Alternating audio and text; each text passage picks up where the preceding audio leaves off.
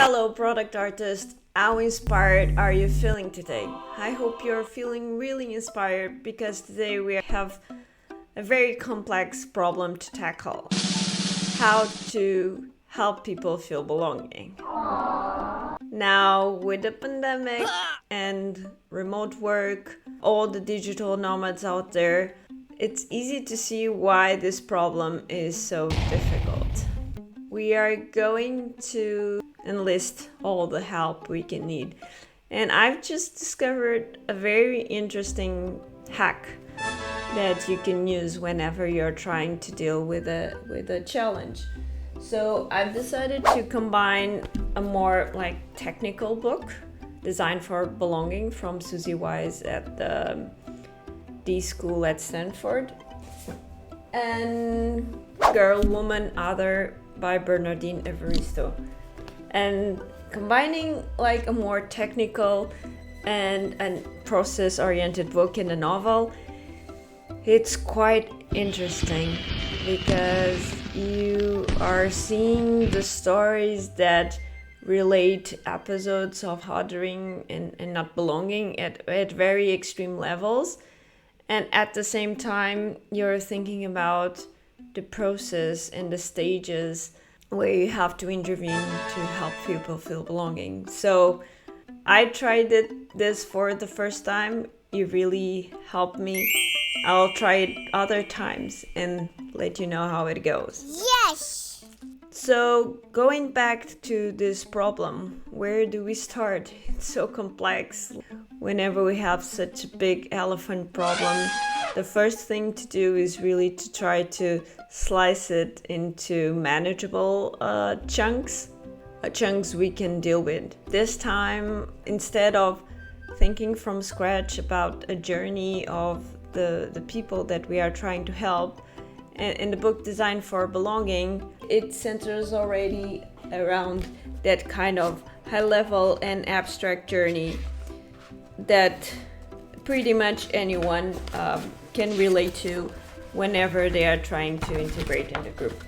So it has this illustration, and then it starts with the invitation, hindering, participating, code switching, contributing, flowing, dissenting, repairing, diverging, and exiting. So I think this is a very good depiction of the stages you have to go through to belong to a community, and a very good starting place to think about the opportunity space we would like to focus in. Each one of these stages is really a universe on its own, so it's always good to choose one to prioritize and think about opportunities. When I think about all these different stages, my first instinct was to focus on the first two, the invitation and entering, because if they don't happen, then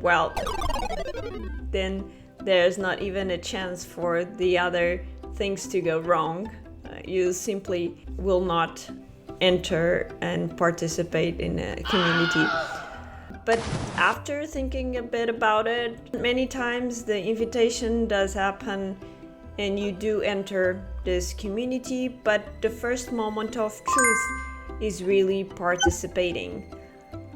How were those first interactions with the community in which you were participating for the first time in an activity? How did it feel? How did you relate to that community using your skills? How well did you get to know other people, and how well did they get to know you? Of course, these examples, and right now relating to the digital nomads community, have nothing to do with the examples of othering and not belonging that are depicted in Bernardine Evaristo's book. But if you want to have a master class in extreme cases of not belonging and othering, definitely Bernardine's book is the place to go. So this is an example of my experience with the digital nomad community here where I am. There is this platform, Discord, that is used to announce the different activities that are happening on a daily basis, that I got invited by a friend. And the first activity that I went to was this board games that happen every Tuesdays. And when I arrived there, people were already playing. I mentioned I had to arrive a little bit later, and they were playing this strategy game with lots of different rules. I got paired with another person, and it seemed like everyone was trying to figure out the game as we went through it. So it was quite slow, etc.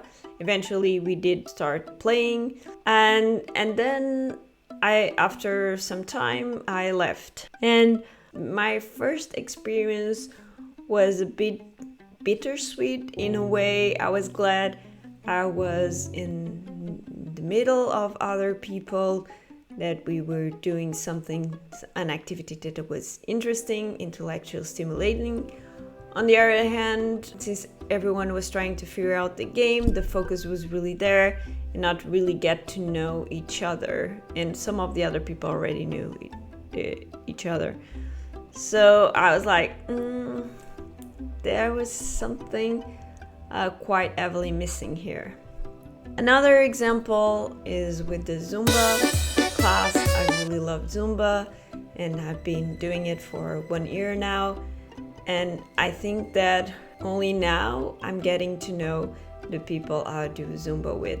So it doesn't take being a digital nomad or getting in touch with the digital nomad community. Even when you're in your activities, like entering a Zumba class, you can experience these different stages. So only now I feel like we are getting to know really each other and participating in class dinners, etc. This to say that participating and optimizing the participation is really an important opportunity to be tackled. What could happen if we could optimize the participation levels in those first experiences with the group, so that we maximize the level of knowing each other and to feel like you're actually fully participating in the activity that you're doing. That seems a very interesting opportunity space. That's the opportunity space that I pick from all the different stages of belonging or not belonging to a community. Would you pick other stage? Would you pick differently? I'm curious, would you pick the invitation or entering the initial stages, or the descending and exiting stages? I would be curious to hear your rationale. So this is it for today's episode. Just to recap, we start with this very complex problem, how to help people feel belonging. Then we focused on abstracting, and for this we benefited from Susie Wise's book, abstracting the different stages of belonging to a community. And then we selected from all these different stages what would be the stage that, if we intervened, would help the most the person that we are trying to help. In the next episode, we are going to look at a market and to see if there are any apps out there that really try to improve the participation whenever you're participating for the first time in a community.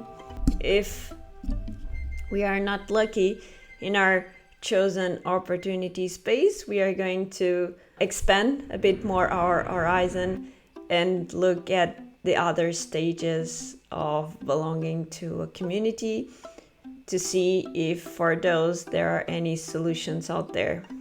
And then finally, I'll pick the 3 best solutions that I'll be bringing to my gallery in terms of the 3 criteria we always look at, which are life impact, fit for purpose, and community quality.